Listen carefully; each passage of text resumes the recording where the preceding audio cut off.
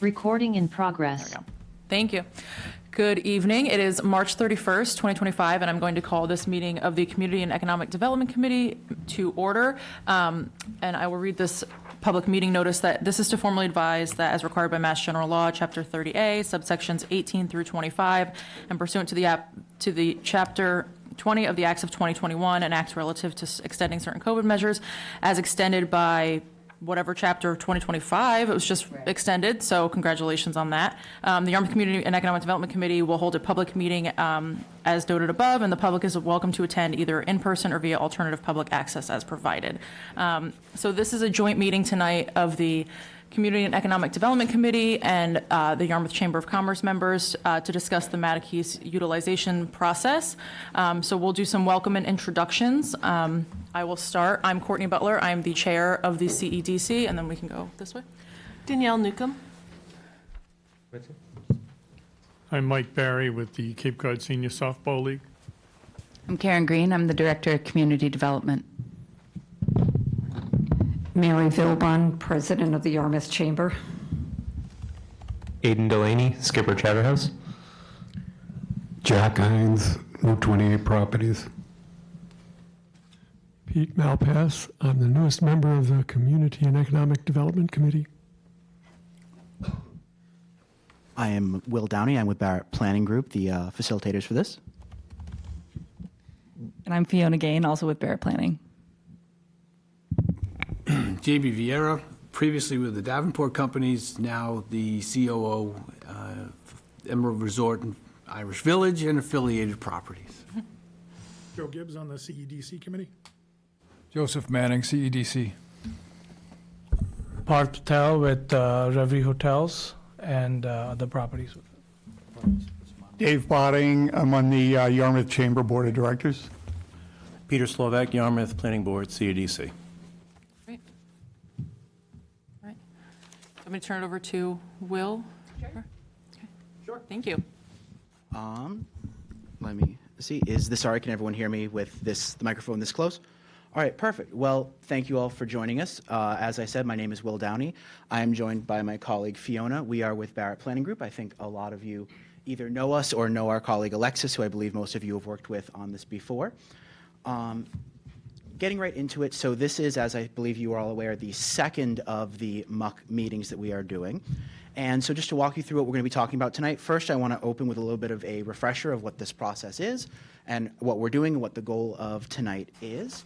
Then we're going to talk a little bit about the takeaways from the first meeting. And the main topic of this is going to be this packet that you all got here with the pictures of some of these examples, essentially taking what we got from the first meeting, consolidating it into a couple of groupings of ideas so that we can talk about them.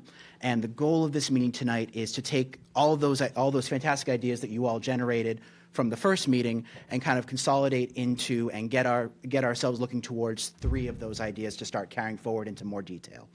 And then once I walk through the examples, we're going to open it up to public comment. Hopefully people will be able to talk about that, share your thoughts, kind of react to what you've been seeing, and help us get towards those 3 ideas. Hey, Will, sorry to interrupt. I just want to note that Holly Handrahan is online with us today. Oh, perfect. Thanks for joining us, Holly.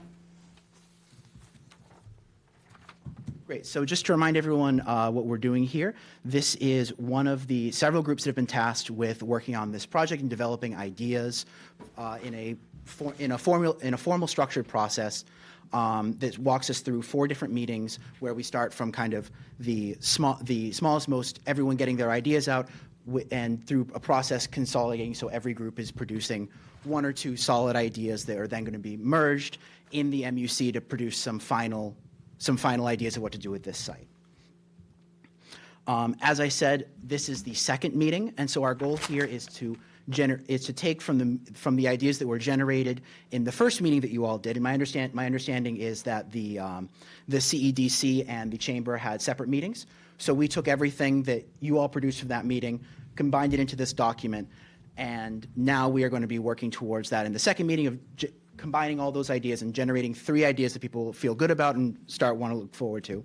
The next steps from that will be taking those ideas, consolidating them into one idea and breaking that down onto 2 different levels. And the final step of that will be the proposal request, where each team, which is all of you, will be submitting to the MUC committee a final proposal for what this committee believes it wants to do with the site. So jumping into the consolidated ideas, we had a lot of ideas, and a lot of them were fantastic and had a lot of different kind of thoughts and components, but largely they all fell into a category of grouping. Those were indoor and outdoor sports facilities, a luxury retreat center, a convention center, museum or arts venue, a hub space, a walkable mixed-use neighborhood type development, a trade school, medical facility, or a broader municipal approach or reviewing building needs, or finally a comprehensive multi-use development. And so these are the ideas that you're seeing in this packet that we've consolidated. And in this packet, and we'll also be walking through them, we were able to, based on all of your feedback and your suggestions, we were able to bring up some of these recommended ideas into not quite case studies, but ideas of what similar ideas have looked like in Massachusetts or in the area. And so talking a little bit more about the actual site that we're talking about, just to remind everyone, this is about a 70-acre site with about half of the site already developed, already disturbed. And so this is the area we're talking about. And you also have this reflected on this large-scale 11 by 17 map that you all have in front of you, which feel free to mark that up, but I will be collecting those at the end just to so we have them, so please don't take those home with you. I appreciate that. So, and the last thing I want to say before we jump off is we did have to consolidate some of your ideas, and so I do apologize if some of the nuance of one of your ideas didn't bleed through into this. We aren't trying to say that any of your ideas were not what we want to go for. We just, for the purpose of consolidation and getting everyone on the same page, we were trying to highlight these and group these ideas together.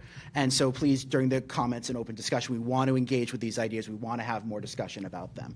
So please don't be discouraged if you feel like your idea wasn't represented in these ideas or maybe some of the nuance of your suggestion was lost.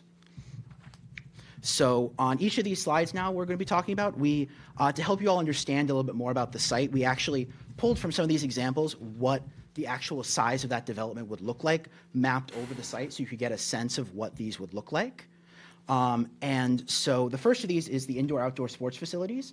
The ideas that everyone put forward on these were largely an indoor sports facility with multiple indoor gymnastics, aquatic or wellness centers, with some indoor turf fields and quality outdoor fields. The idea was to provide space for sports recreation and training for local youth, and partnerships with local sports organizations or larger sports organizations. Some of the examples we saw for this were the Starland in Hanover, which was 24 acres with about 170,000 square feet in the main building. And they had a main facility which had 2 turf fields, 8 hardwood courts, and event and meeting spaces.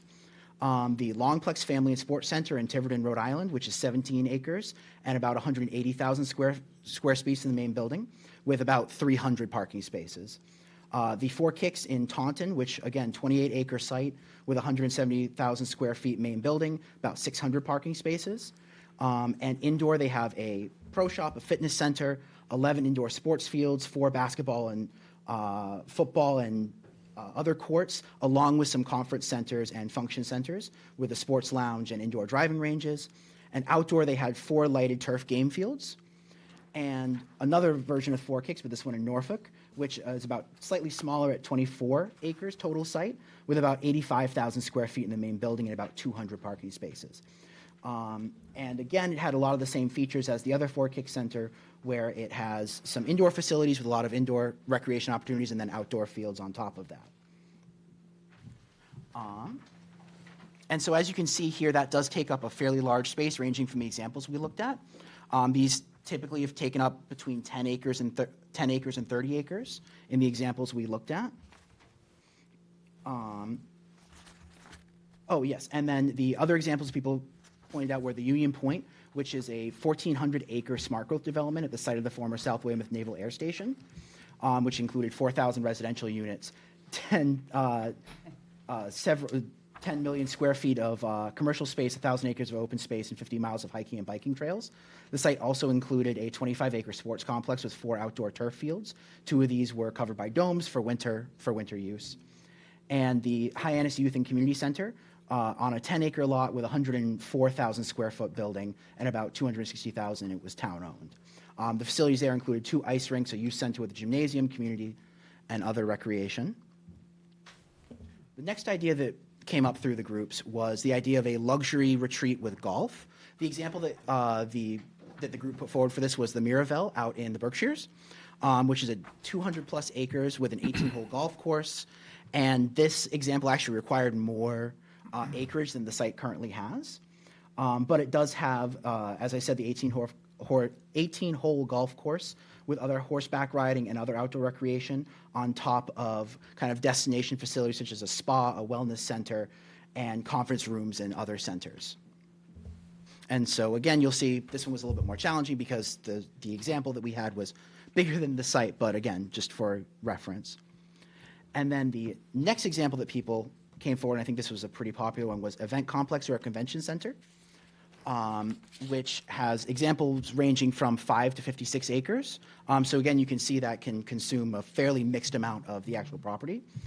And so the ideas that we heard from this were including exhibit spaces, meeting rooms, auditoriums, gymnasiums, food service preparation capabilities, along with space for outdoor festival grounds, themed events for experiences, and if feasible, transforming and using the existing infrastructure on the site, such as the gym or large rooms, into modern event venues for weddings, corporate events. An example that came up from that was the Boston Convention Center in Boston, which is about 56 acres with over 1 million square feet of building space and 1,300 parking centers. It has 3 exhibit halls with smaller meeting spaces and outdoor lawn pavilion space for events. There's also the Mass Mutual Center, which is in Springfield, which had about 4.9 acres and is 225,000 square feet for building. There are no current parking spaces that are designated with the site, but our understanding is that they are currently working on a garage with about 800 parking spaces. And this includes an arena for ice and basketball, along with an exhibit hall, ballrooms, and meeting rooms.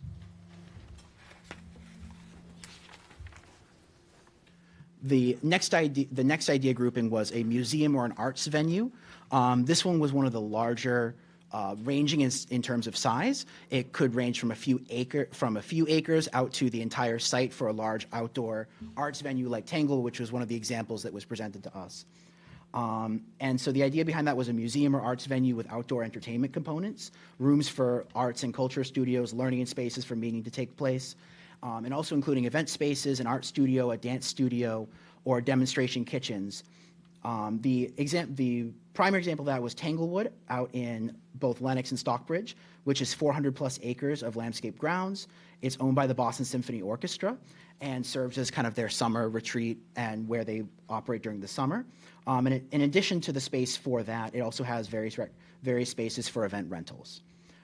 There was also, on a smaller scale, the 204 Cultural Arts Center in Harwich, which is a former middle school building on the same campus as the current Harwich Elementary School building, about 17-acre campus. It's town-owned, and it functions as a mixed-use municipal building that provides programming in a range of areas, from affordable rental space for community organizations and civic groups to individual groups and events for cultural and governmental activities. It also has 36 artist studios for rent, all of which are currently rented out, along with a gymnasium, auditorium, and other meeting spaces on site. And the Kilburn Mills / New Bedford Arts and Cultural Emporium, which is about 6.7 acres and 500,000 square feet. It's a 3-building complex in an adapted historic building.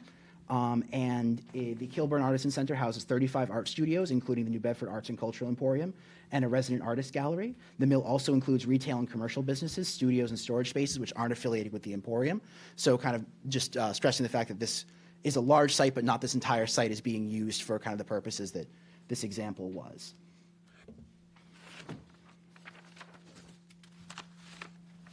And then the next idea that came up was the idea of a Yarmouth hub space, which was the idea of a space and programs for municipal entrepreneurship, technology, and workforce education.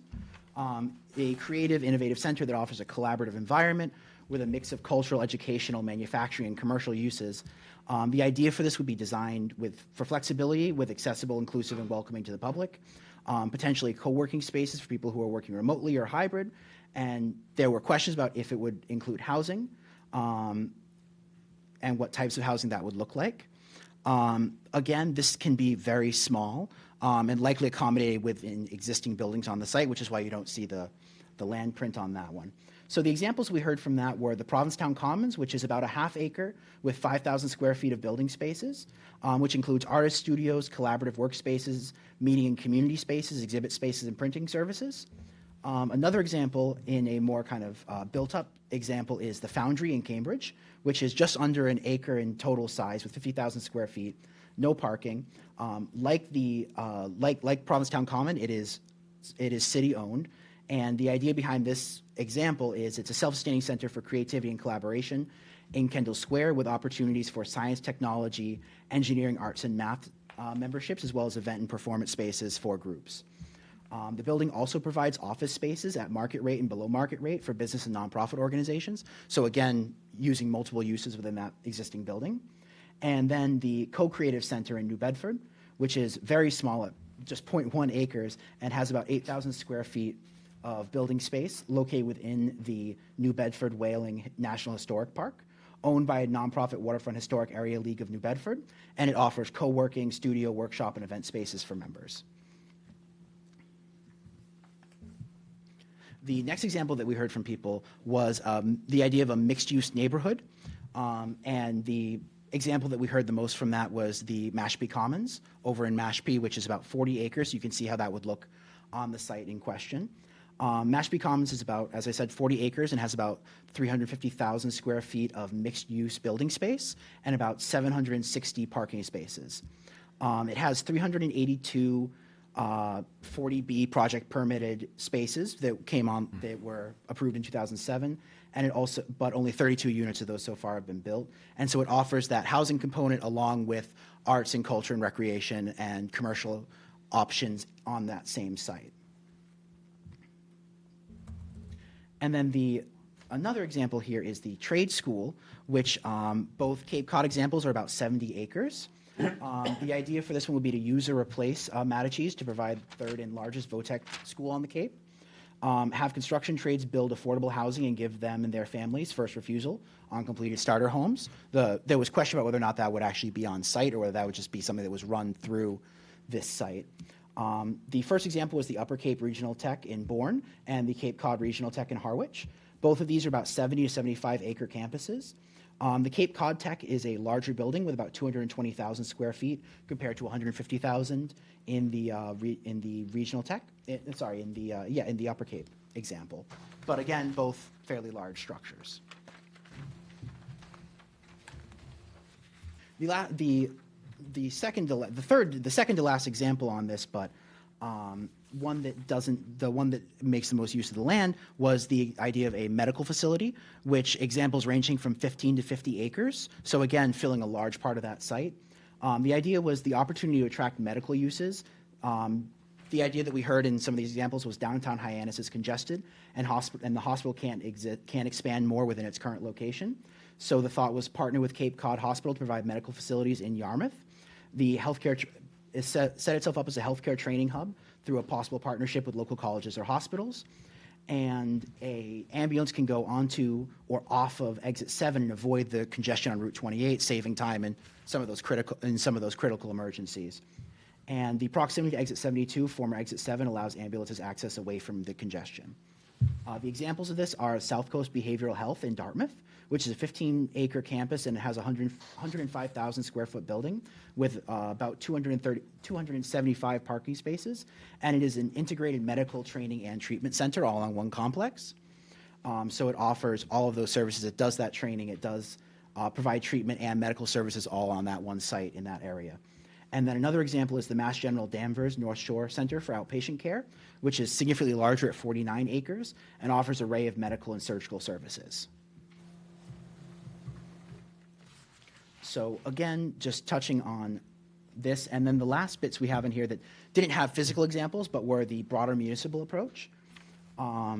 There were other ideas that were raised that were using the opportunity to take broader town-wide approach, senior center, town hall, and 2 firehouses in need of repair, and the idea of need to look at other municipal facilities, what is near its end of life. And the idea is to remove municipal uses from Route 28 and repurpose the existing town office and senior community center for other uses. The ideas that also came from that were current town hall site could be ideal for housing smaller developments throughout the community, more integrated into the community and easier to develop. It would free up town hall for housing uses and on a more appropriate sized parcel. And another idea in that theme was consider combining Station Ave Elementary with ME Smalls to reduce the traffic along Station Avenue. And again, the proximity to exit 72 and exit 7 allows an opportunity to reduce congestion on Route 28 and create recreational opportunities for Yarmouth similar to those in Hyannis. And the final thing that I want to note on this is we have separated these into kind of groupings, but a lot of you in your ideas did put forward the idea of comprehensive multi-use and not necessarily just limiting to one of the examples that we're discussing here. As I said, many of your proposals did combine certain elements of these groupings. And so that is an idea. For example, comprehensive multi-use development for education, housing, recreation, and healthcare to address Yarmouth's need for diverse housing options, recreational amenities, and medical services, with the idea that this space could, instead of being used for one purpose, be used for housing and recreation and sports complexes, and that space for medical training, nursing, and outpatient treatment facilities. So those were the ideas in broad. I know that was a very high-level summary, but hopefully we can all talk about that a little bit more. And we really want to hear all of your opinions to start getting us towards that goal. And just to remind everyone again, because I know it was up at the beginning, reminding everyone of the process, our goal here today is to list this fairly extensive list down here, try and work towards getting to 3 proposals that we will start building a little bit more into so that at the next meeting in the end of April, we can start moving towards that single proposal at 2 different phases. And so that is the end of my presentation. Thank you all for bearing with me. I know that was a lot of information that you all got thrown at you pretty fast. I think now it makes the most sense to open it up to all of you and hear your responses, your thoughts. I know you all have thought about this a lot, and I think we would really appreciate getting some more direction from all of you on what happens next. Does anyone want to jump in first? I'll ask. There was a very large sports facility proposed in Hyannis, and it was past commission and never built. Do we know why? Anybody have any feedback? So my understanding is that was a financing issue, and I don't know the exact technicalities of it, but my understanding is that it was finance. There was a lot of research that was done on it. I can't speak one way or the other about whether or not it was going to succeed if it was constructed, but my understanding is the issue was financing, not something else along those lines. Yeah, I mean, if I was at the commission when we permitted that, and it was a question. It was 100% private financed. It was a land acquisition that was part of it, and it was a problem with the partnership on the private side. They lost some financing there. Thank you both. It's too bad. It was quite the project that nobody saw the value to pick up and run with it at the time, right? Yeah, it was a little bit of a smaller facility, so it was really in many ways intended to be part sports facility, part community center, and there was like two sport areas. So in some ways, it was competing with the HYCC in Hyannis as well, but it was really the private financing thing that broke it down. I think the sports facility that's been mentioned here is a little bit bigger and can also be used, hopefully flexibly, as a convention center space, which would open up more opportunities for public financing and a different kind of programming. Like some of the sports facilities mentioned as sort of comps in this can do 10 different sports under there, and that seems to be what makes these business plans work. And that facility was not designed for that purpose. Thank you. Yeah, and speaking to that, I happen to know from personal experience that one of the examples in here, the Starland, is used for events and recreation like that. Specifically, from some of my coworkers, I'm aware of the fact that it does a gluten-free festival. So there are opportunities for merging some of this. Does anyone else have any other reactions? Does anyone have any thoughts on which of these would maybe make the most sense for the site? Talking a little bit more about this. I know we're on the sports topic, so maybe just continue with that. I just had a question. With the examples, the 4 listed on the first page, are they all privately owned? Are they public-private combinations, or typically is that something that would be the next phase discussed? I think that's a little bit of a discussion for the next phase. One of the things that we want to do is, with the direction from this, we want to do some more research into things like that, into those ownership structures. I can't say off the top of my head whether these are owned or operated now. I will tell you, I know a lot of the conference centers are either town-owned or some sort of authority-owned. I can't speak to these specifically. I believe a couple of them are privately owned, but that's just from having looked at the property cards, looking for other things. I know for a fact the 4 Kicks are privately owned. Thank you. Yeah, 4 Kicks, Starland, and the Union Point up in Weymouth are all privately owned. I think they're all privately owned. The only one I don't know for sure is the Longplex in Rhode Island. I was just going to bring up the fact that in our discussion with the chamber, and I also sit on the MUC committee for recreation, a lot of the discussion for the sports facility has been the need for the Cape Cod residents, that so many of them are taking their children off the Cape. Money's being spent off the Cape when it could be spent here in Yarmouth, where families don't have to travel so far to meet the need of our own community. So I think that's a factor that should be played into the discussion. And if I can add a little bit to that. So in addition, in full transparency, in addition to being on the board at the chamber, I serve as the director of finance for the ACI Independent Soccer Club. And this is a club that is specific to the Cape. They have over 400 children or participants in that program. And they spend a lot of time traveling off Cape in order to be able to participate in games, tournaments, and what have you.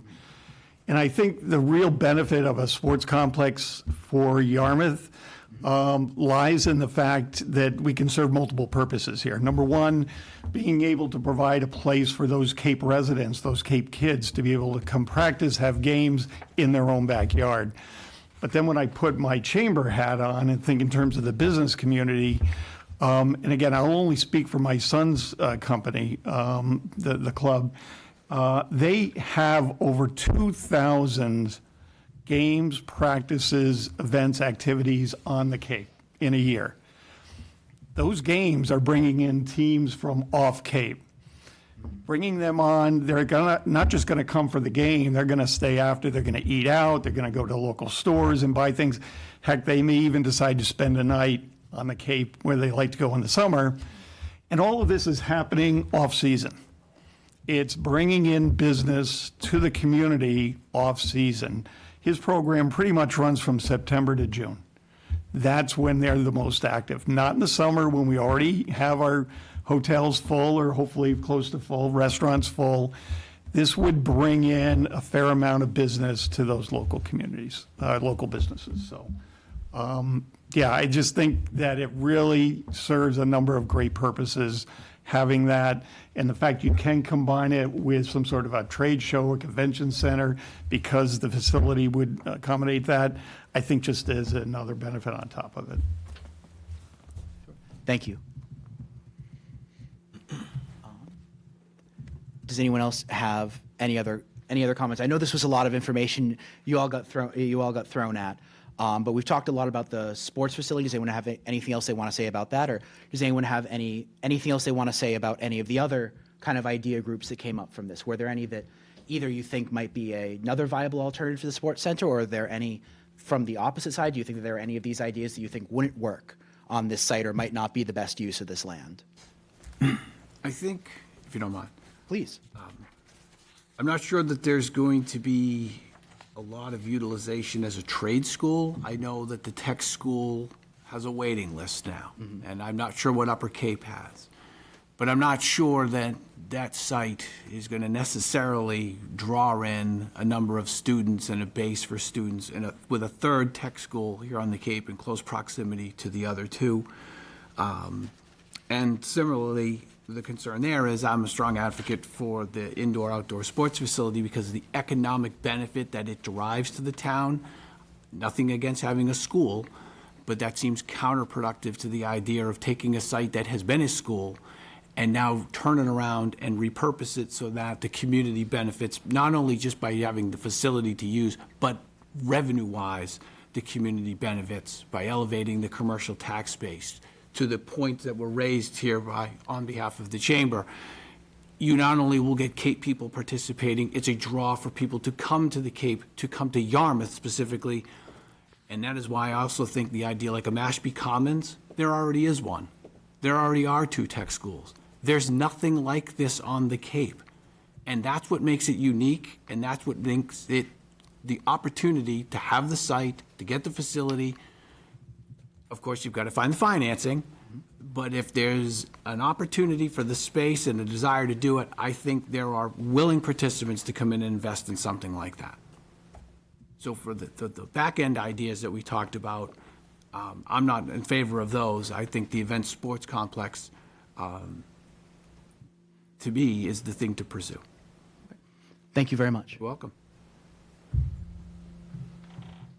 Please, go ahead. I'm sorry, if I can just add one other thing. I know we've talked about, or I've heard different people suggest including a pool or aquatic facility in this. And I just want to share that, so I served on the Cape Cod YMCA board for multiple years. And you may be familiar that they've are currently in the process of building a site down in Falmouth, which will include a pool. But there's been discussions around building another facility further up Cape. And the Y did multiple studies around that, and the studies always came back that it would be hard to sustain 2 pools within this same close region. All of our conversations were around putting a pool further up Cape. That putting something in Dennis, Yarmouth would just pull from the other, and it just isn't sustainable. So I just want to put that out there. I know there's a lot of people in favor of doing that. It could prove challenging if you were to include a pool in that facility. Sure. Same with the ice rink. Barnstable has one, Dennis has one. It would apply the same thing, you're right. Joe, correct? Yeah. Yeah. Please, go ahead. Yeah. Could I just ask a clarifying question, please? Are we trying to decide that sports complex goes in one of the 3? Or are we trying to decide what kind of sports complex? I think, I appreciate everyone's feedback, but thank you for that. I think I think it's important to hear some of this feedback, but I think right now my goal is to get us to those three ideas so we can talk about that. And I'm happy to hear those ideas, but I think I would like, I don't want to get too into the weeds of kind of, chasing how many soccer fields, how many tennis fields at this meeting. I would love to go into that more with all of you next meeting. It's clear to me that sports complex is paramount in a lot of people's minds around this table today. So in the interest of time, maybe we stipulate to sports complex getting a position in those top 3. I mean, it does seem to me like there's a lot of support for that. I defer to the chair and the president a little bit on that. Yeah, I mean, I think we've all had discussions about that. It was certainly brought up at our meeting that we had and theirs, and we have 3 to choose from, so I say we throw it into that mix. Agreed. I guess the 2 that stuck out to me is I'm not sure they would work. I certainly agree with you, Jamie, about the tech school. I think the medical facilities are a great idea, but I certainly haven't heard Mike Loff or anybody else knocking on our doors asking to build in Yarmouth. So I would personally love just more if other people have heard that that's an actual need and something. I know it's been talked about a lot in a way to support the diff and get a facility here, but I haven't seen or heard from the medical field itself that that's something they would like here. So I think it could be a component of something, maybe like opportunities for private practices. We have no primary care physicians here to have their offices there, but I'm not sure that a full-on facility is maybe what we need, but I don't have all that information, so I'd like to just get more info on that. And then as far as the convention space goes, I personally don't think that Boston is the one we need to be looking at as an example. I think it's quite large, but I think there's an agreement that some sort of meeting and event space is needed with the loss of the Irish Village moving and now the Emerald Resort's not having all the full capacity that we once had here. I think there's certainly a need to try and bring some of those meetings and conferences back to this area. So I guess those are just my thoughts. Sure. If I could add on to what Courtney just said, I do think, Courtney, that there is a presumption that in order for the diff to work, that healthcare concerns need to be courted on this side of the border. We do all sort of know that we have an aged population. We're the oldest county in the Commonwealth, and I do think that there's an appetite for it. I also think there's an appetite for a facility that would allow nurses and technicians to complete some of their clinical training in a facility like this, because I know I have had a conversation with Mike Loff, and they are, at least annually, there are about 150 nurses down, nurses and techs. So in terms of whether or not they've come knocking, I don't know that we've gone knocking. Sure. Okay. We have a comment from the audience. Yes, please. Just a point on the diff. It's actually not under this site. That's under Route 28. And then second, medical typically is classified as nonprofit, so there wouldn't be any new growth tax revenue going into the diff if it's medical.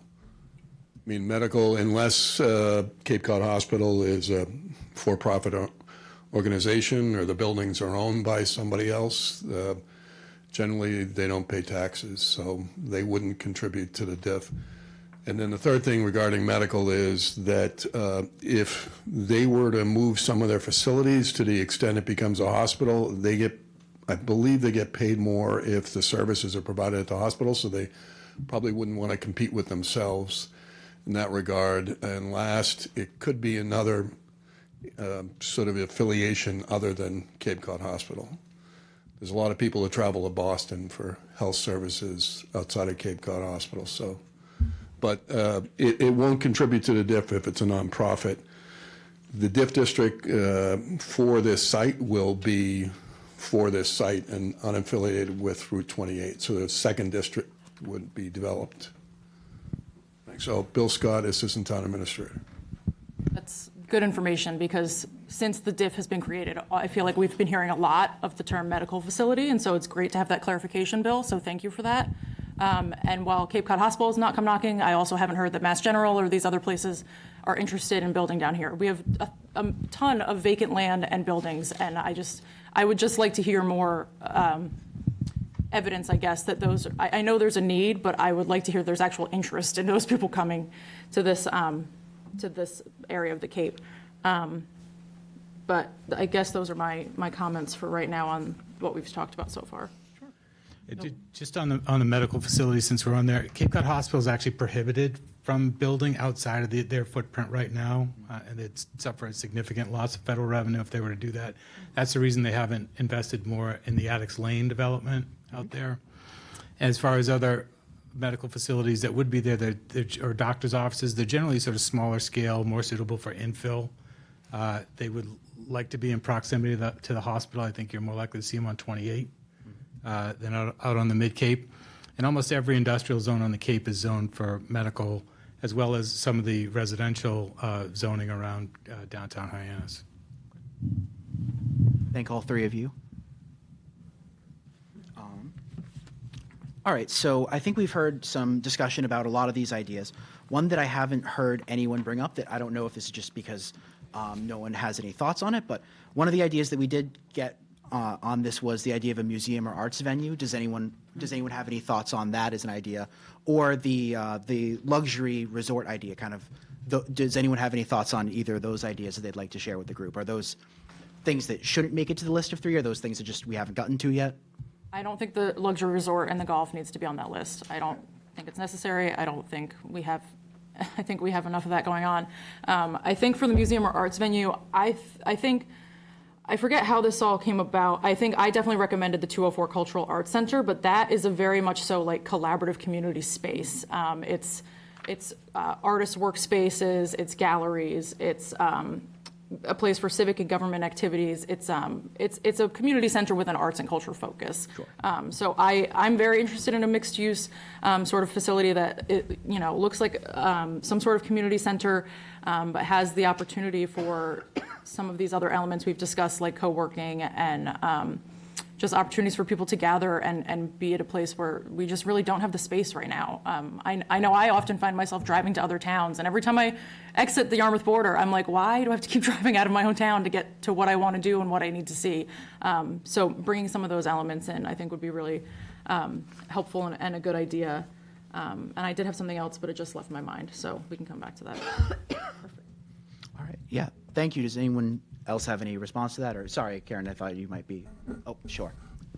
Please. Yeah, I agree with Courtney that the resort idea and the golf course, well, there's not enough space, but, a luxury resort is on the Cape Cod's generally going to involve a water view, so being as close as it is to the Mid-Cape, I don't know that that's viable.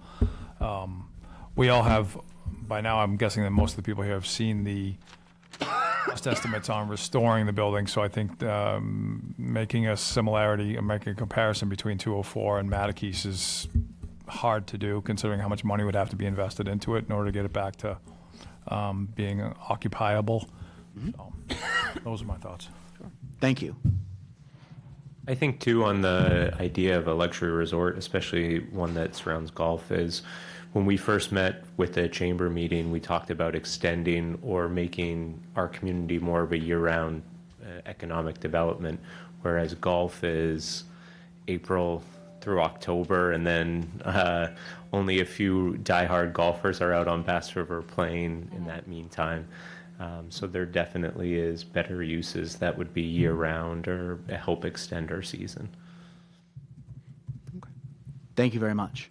Thank you for that comment, Aidan. I think for us, especially as the Community and Economic Development Committee, the year-round is huge for both the community and the economic development side of it. I think it's super important to have those, to have that noted, so thank you. Yeah. Thank you again. Does anyone else have anything they'd like to say about either of those topics? Or the other thing that I personally haven't heard anyone say anything about was the walkable mixed-use neighborhood idea that came through. Does anyone have any thoughts on that, especially bouncing off Aidan, what you just said, the idea of more year-round thoughts on that? Does anyone have any thoughts that they'd like to share on that idea group? Well, Jamie had mentioned Mashpee Commons as being a poor example of why, because there already is a Mashpee Commons, but maybe thinking about a new type of Mashpee Commons where it isn't necessarily as retail focused, but is more about becoming a livable village in Yarmouth, whether it's daycare or dry cleaners or dog groomers or whatever it is that people need on the day-to-day, boutique grocery store, those kinds of ideas. Maybe that has some viability there. Sure. Thank you. So to make sure I understand your comment correctly, you're thinking of maybe less destination like Mashpee Common and maybe more focus on the people that live in the area. Would that be an accurate understanding of what you were saying? Or Right, correct. Because I think that in the back of all of our minds, there's housing. Sure. Mm-hmm. Thank you very much. Does anyone else have anything they'd like to add to that? How much residential component is around there that could support something like this? Because, number one, retail is a challenge. Mm-hmm. Brick and mortar, we all know, is challenging. Two, unless there's a sustainable large neighborhood in the area, some of these other things, you'd have to create a neighborhood. Again, nothing against that. But perhaps looking in a different direction here for the year-round revenue should be the focus. There are other areas and focuses for just housing. Mm-hmm. And I'll say it, maybe it's the third rail, but we may want to look past that. The only caveat to that would be if the ME school property was enveloped into this. There was some talk at the first meeting of utilizing some of that as like some type of dormitory place for people who may be here in the summer or who may be here year-round, who could benefit from being there while they're on an internship or they're here working or something like that, so that it would be a focused type of housing, as it were, not year-round, but more suitable to the particular people who could be either working at this facility, working in town, going to Four Cs, here for the summer for an internship, something like that. But I think that would need to include the Mattakese piece as well. Okay. I mean, I'm sorry, ME Small. My apologies. Thank you. Let me. You know, I think one of the things that a lot of the studies the town has had done over the years is there's no downtown in Yarmouth, and that's one of the things that seems to, you know, all the tourists want, they'll go up to Hyannis to go downtown or down to Chatham. So I think there's definitely a need for a downtown in Yarmouth. I'm not sure that far out from 28 is the place for it. You know, if we were going to look to do that, somewhere along 28 may be better. Thank you. I guess that would kind of lead into my next thought about the municipal uses. When this was brought up at our meeting, it was brought up in the sense of like long-term planning, that we have this opportunity, and you know, how long are we going to play this shuffling game and thinking long-term? But I think certainly, Mr. Hines, that if 28 is the right place, there are some areas that could be better suited that the town currently owns, you know, the MacArthur Fields and where Town Hall is, and those areas, those would certainly be great areas to improve the walkable district. You know, the issue really in Yarmouth is that all of our parking's in the front of our buildings, and so it's really hard to walk, and there is no real like main street. But I certainly agree that, you know, a walkable district is something that would be really nice for the town, a central place for people to go and not only get things that you want, like at Mashpee Commons, but get things you need. You know, you need to, like Joe said, you need to get your haircut or your dog's haircut. You know, you can do that in one stop, so. Sure. All right. Thank you both very much. Does anyone else, I think we've heard from most people now, but I'd especially really like to hear anyone who hasn't spoken already. I think there's been one or two people, if anyone has any thoughts that they haven't shared already. Please.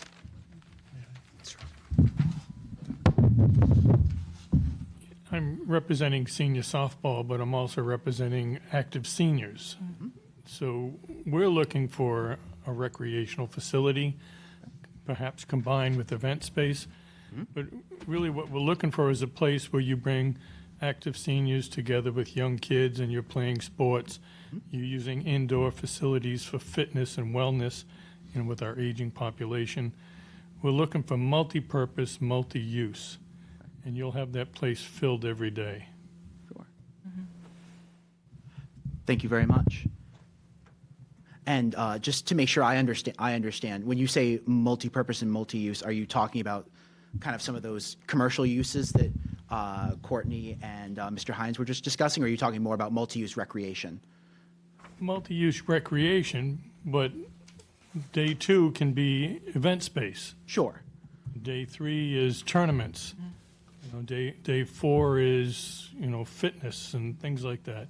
You know, a walking track for seniors indoor, so they don't have to go to the mall. Things like that. Combine your outdoor spaces, connect into the rail trail, things like that. Develop more trails. Bring the trails down to 28. There's just so much you could do there. Perfect. Thank you very much. I appreciate that. Let me see. I believe Mr. Gibbs, do you have anything you'd like to add? You know, I wish I had that one great idea. I do. You know, I have thought about the combined. You know, maybe move some of the government offices over there, free up. You know, we're looking at a new library that's coming. That would be a nice property that could be redeveloped or sold. This town hall property could be a nice piece of property that could be redeveloped or sold. Sure. You know, we have with the natural resources building, you know, prime 28 property that might be more, you know, centralized stuff, centralize the library, centralize all your government offices. But to put all those other properties back onto the tax rolls. Now, granted, I think that may be a bigger picture than maybe they're looking for right now, but you know, we do have a lot of miscellaneous stuff that we brought together that you could then add in potentially that mixed use, but more maybe government mixed use, where you could have a community center component of it because you have a very nice site that you could have meeting spaces, you could have some event spaces, maybe even some ball fields, just to try to make it much more bigger package. And while the economic development might not grow from Matkey's, it would grow from all the sites that you now free up. Sure. Okay. Thank you very much. No, interesting. Let me see. I believe, I'm so sorry, your card is slightly turned away from you. Mr. Patel, yes. For me, I really believe I'm much of a more supporter of what is going to cost and what's going to make money for the town in terms of taxes, compared to building. I completely get your point, what you're talking about in terms of town offices moving in one central location, but there are plenty of other town-owned land where we can develop it and move it. In terms of a short, like for a long-term basis, it can work, but right now, what town and what Cape Cod needs is more of a tax revenue. That's what will support in the future for the town to build other buildings. You need to make money to spend money first. Sure. Thank you very much. Let me see. I believe. Is there anyone? Does anyone else? I believe everyone has spoken at least once at this. Oh no, I'm so sorry, Mr. Malpass. Oh no, you have spoken. I apologize. Oh yes. Holly, are you online and have anything to say? Danielle. Yes, Ms. I just looked over. I just looked over to you as well.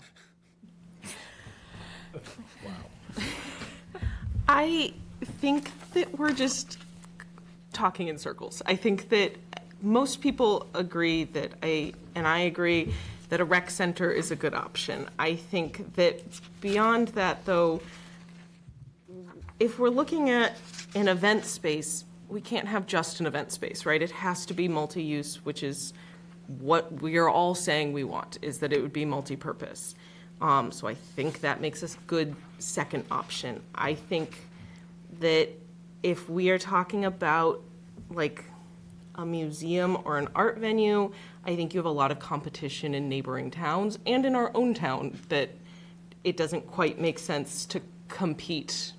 And I think it'd be hard to win, right? Like we're just taking away from other things. I think that I agree on the trade school. We don't have the children. Like we just don't have the numbers to make another school right now. Even though the trade schools are the only ones that have an increasing population out of all of the high schools on Cape. And so I think if we're talking about things that have tax revenue, because that's what we need, then we're talking about the rec center, we're talking about an event space that has other options, or we're talking about some kind of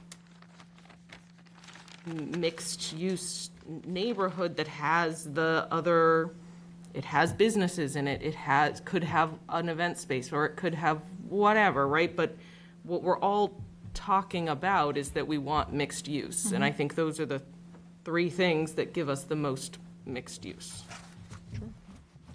Thank you very much. Could you repeat what the three things were? Yeah, I know. What the three things were? A rec center, the arts and culture.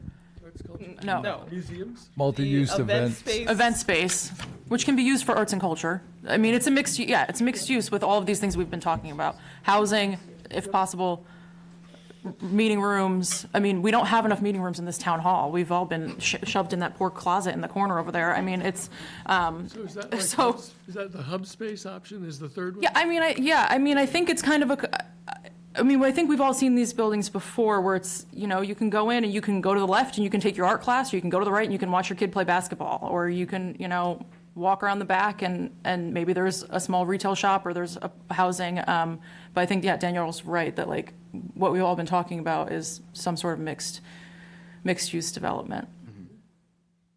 Sure. That kind of touches on a lot of these aspects.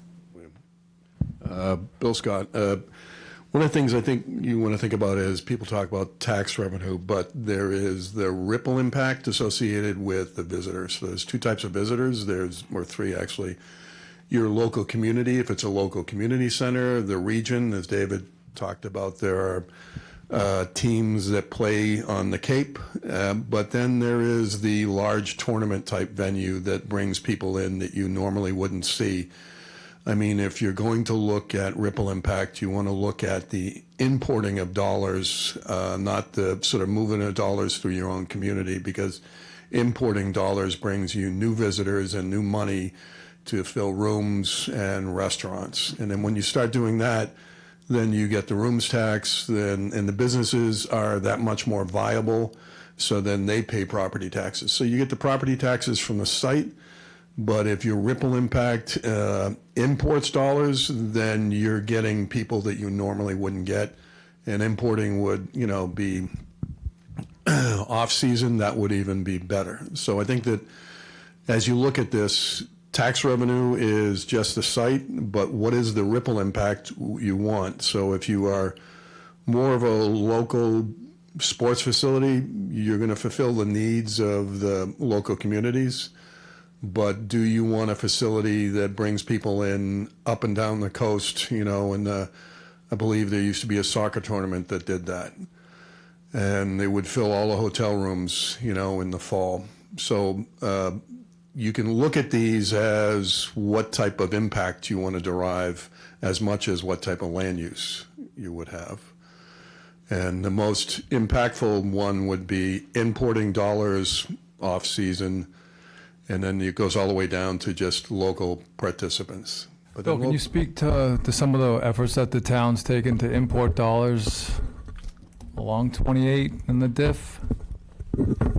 Well, the issue with the diff is that some of the people in the development community that I've spoke to, they don't want to really be out in front and telling everybody they're going to do a development until A, the sewer line is in front of them and ready to connect, and B, that the capital is there. I mean, there's so much fluctuation in sort of, development capabilities. So the people that I've talked to during the diff, it's like, this happens when I see the sewer line in front of me and ready to connect, and I understand all the fees.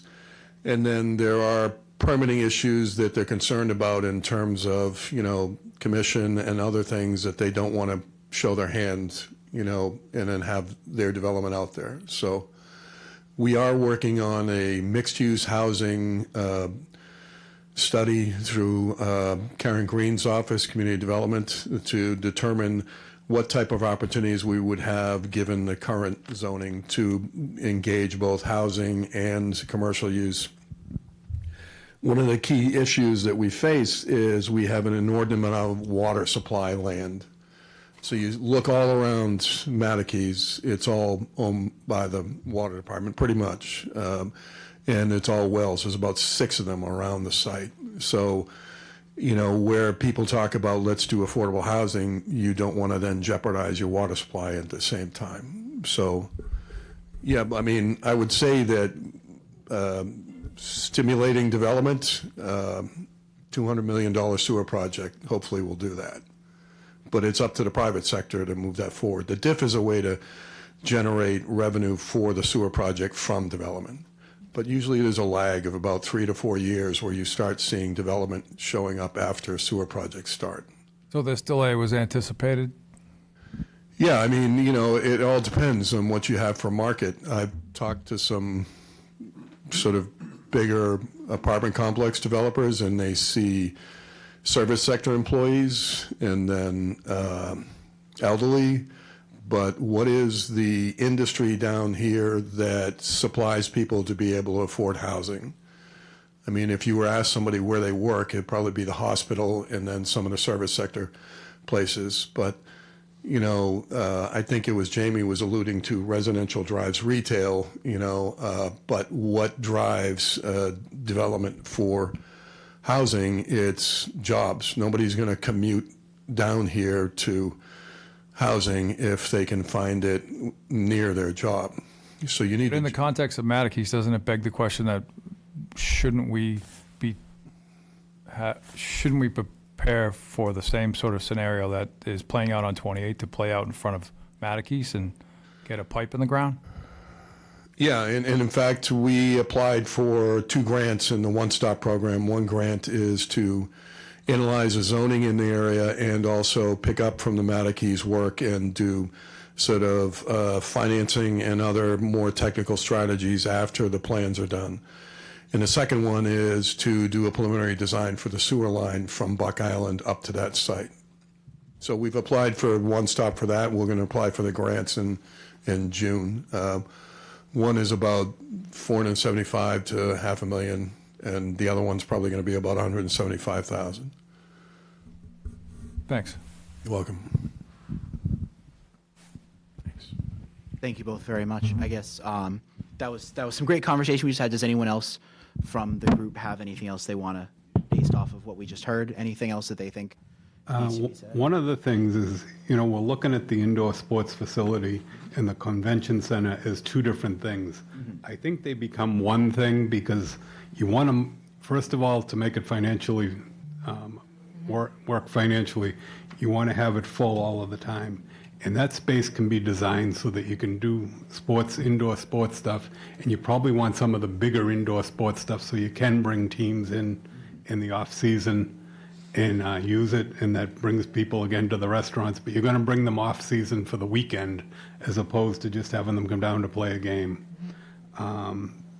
If you have the bigger ones, then you can run tournaments. And again, you can take that same space and use it for trade shows and conventions and everything else. So I think those kind of fit together in the same building, and it makes it more financially feasible. Thank you.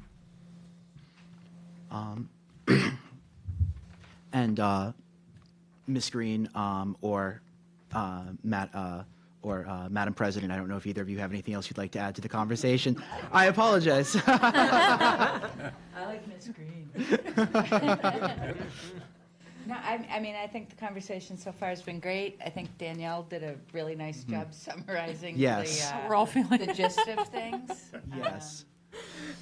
I think that Jack's made a good point. I think that everything is interchangeable with those three ideas. It's all mixed use. I Yeah. like the revenue as the primary goal, and then looking at Bill's comment about the ripple impact, because we've got the immediate demand impact on the local residents, and then let's take it to the visitors. Sure.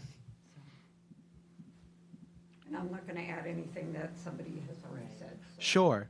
No, I think, thank you both very much. I think it seems like everyone is kind of in agreement on this. I don't want to take any more time than we have to, besides making sure everyone's kind of had the opportunity to have their voice be heard. But I think echoing what we just heard and echoing Ms. Newcomb, it does seem to me like the three ideas would be that recreation, maybe in a combination with some of that conference center space, the mixed use, and then the open conference center. I believe those were the three. Am I missing anything? Am I ignoring anything? It's does that appear to be the group's kind of consensus on these three that you want to see us dig a little bit more into and have that conversation? Yeah, I think the three would be like a standalone sports complex, indoor, outdoor. Sure. A mixed-use conference center, recreation center, and Okay. then some sort of mixed-use development that combines the. And I think the other comment that I heard, and it's a de facto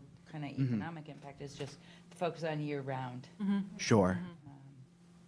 And I think that's kind of it. Perfect. Would it be possible to get some more examples of smaller convention center sizes? Because I think one we have is Boston Convention Center, which is massive. And then the other one was like a 4.9 acre site, where if you could you could get more examples of that. With 70 acres, you really have the capability of doing both the sports complex and the convention center on the same. Sure. Yeah. We can. I know Newport has a convention center that they do, but it's mostly outside. But If anybody has kind of suggestions or other ideas pop in, just shoot Mary Yeah. or I an email, and Yes, we can please. get it to Barrett. And Yeah, I think in terms of where you're thinking, Aiden, we have the Emerald Resort Conference Center that has the big rooms, and then we have like Witchmere and Wequassett that have the very smaller meeting rooms. And like, what's that missing middle? Like, is there a middle ground that kind of has both of those? Is there an example of that we can look at? Because I think there's certainly a need for that sort of space. But yeah, I think Boston's a little too big. Sure. And I can say say as the chamber, I mean, we've been trying to organize an event, with 300 to 500 people for the last 8 years, and, it's non-existent for us right now. Sure. Something that small would even be helpful. One of the other things is if you have a big room, they have the air walls that break them up into all different configurations. So you're going to want to think it through and have it so that it can be broken up Yep. or opened up to attract all different size groups. Thank you all very much. Can I make one last note just on this slide? The next meeting, Mach 3, is still scheduled for April 28th. That's another Monday at 5 o'clock. Right now, the meeting's been moved to this location. We have a little bit of a jam, and if we can stick with this kind of a hour-long meeting, we can stay in this meeting. If we think we might run over, we're going to bump into another meeting, and then we'd have to find another location. But I think everybody here is extremely time conscious, that we'll just stay with this spot. I think that brings up a point that we should be cognizant of meeting space. Yes. Because if we're our constraints of meetings, Yeah. we may want to factor that into. We will run into the Old Kings Highway meeting. Yeah, which I don't want to do that.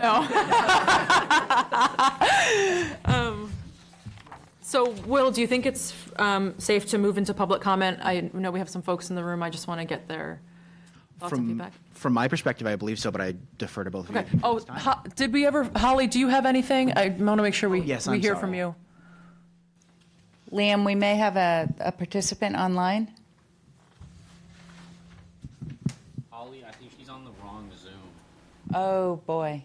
Oops. All right, can you reach out to her and Sure, we can. we'll make sure she's, Yeah. Holly on the Zoom. Okay. okay. Okay. Yeah.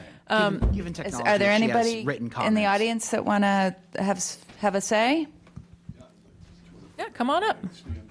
Yeah, that's an even better idea. Thank you, Bill. Okay. Okay, super. Do you want to read those first? Thank you. Pick it up if it's easier. Hi, Jack. I'd like to pass this around. Here, can I do that for you? I'm glad that you're all thinking about doing a sports facility, because our foundation has been talking about this for 5 years, and I think its time has come. Yeah, this is, Thanks, So we have to pay for it. I think that's what I'm trying to give you. We have copies we can get to them, too. Okay. We'll scan it and Yeah, send it around. Oh, right here.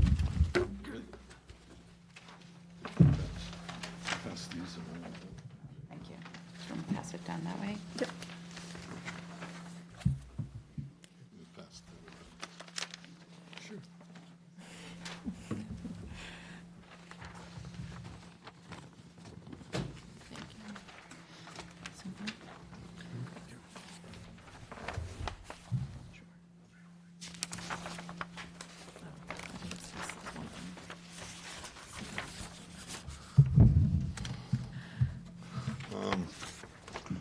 My son passed away 5 years ago from opioids, and he was a great, great kid. And we started a foundation in his name, and we had a lot of people show up for his wake, and we asked for flowers in lieu of,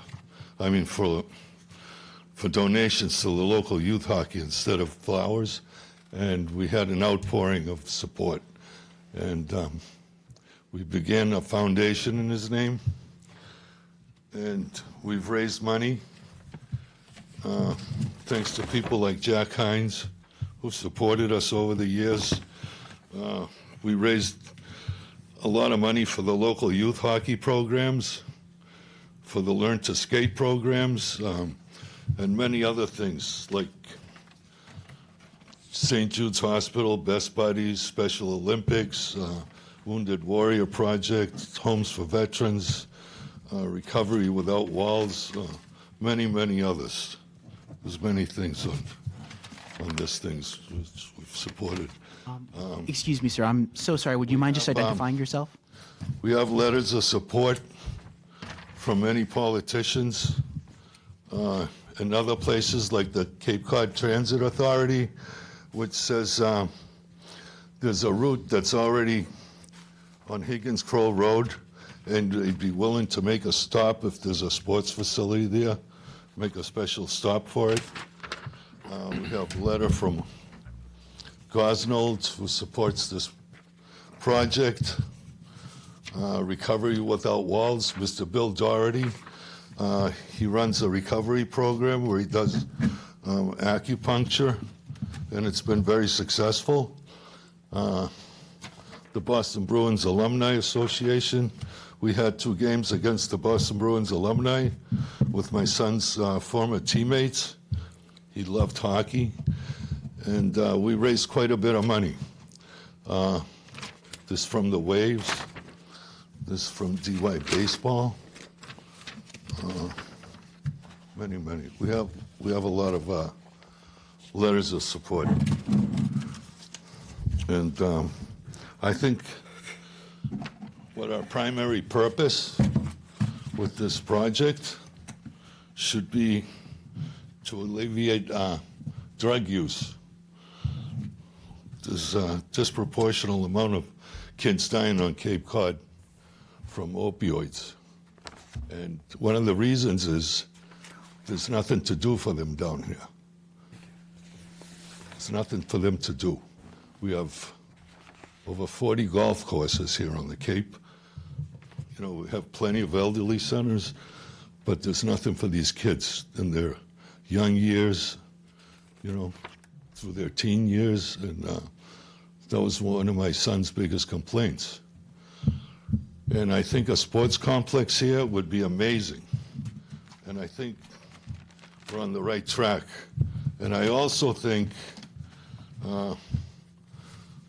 we developed some preliminary plans. If you can take a look at them, it's a sports complex that has a medical facility in it, because a lot of these places, as you know, they operate in the red, and they need help. That just do sports, that are sports venues. And I think this would help and go a long way toward making this project profitable. And this way we would be able to help other things as well, as like recovery facilities.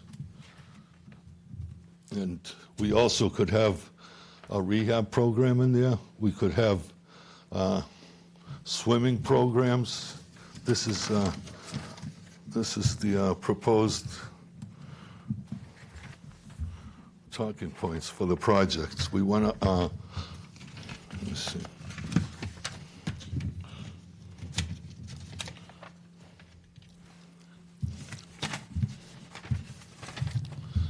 We want to have an Olympic-sized pool in this place and diving boards. We need diving programs. We need sports programs.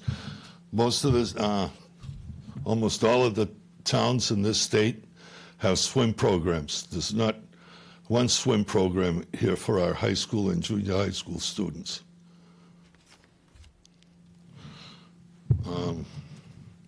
Let's see.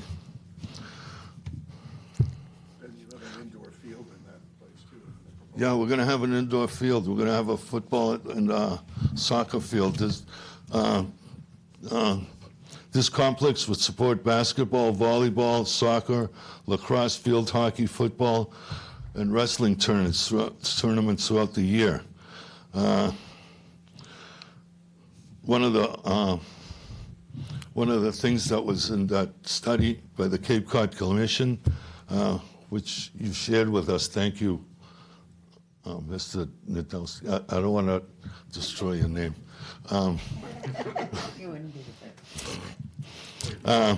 One of the things it says, there were 18 tournaments in the first year. It would generate 18 tournaments in the first year, with 5,900 room nights, increasing to 29 events and 8,700 room nights by the 5th year. And these people need conference facilities, which someone like Jack Hines could provide for us at the Emerald Resort.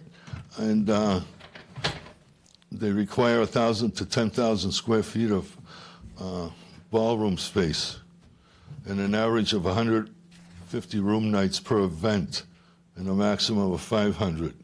There's just so many good things that can come out of this. I mean, I can go on and on and on, but I'm glad everybody's on the same page with this project.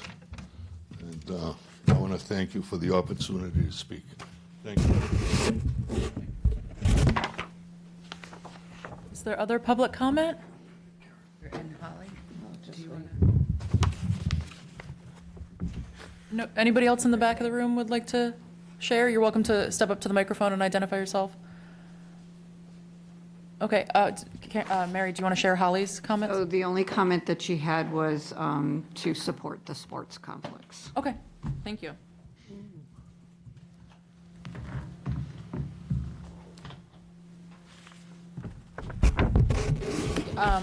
Yeah, whatever next steps you think are good, Will, I'll let you take it back.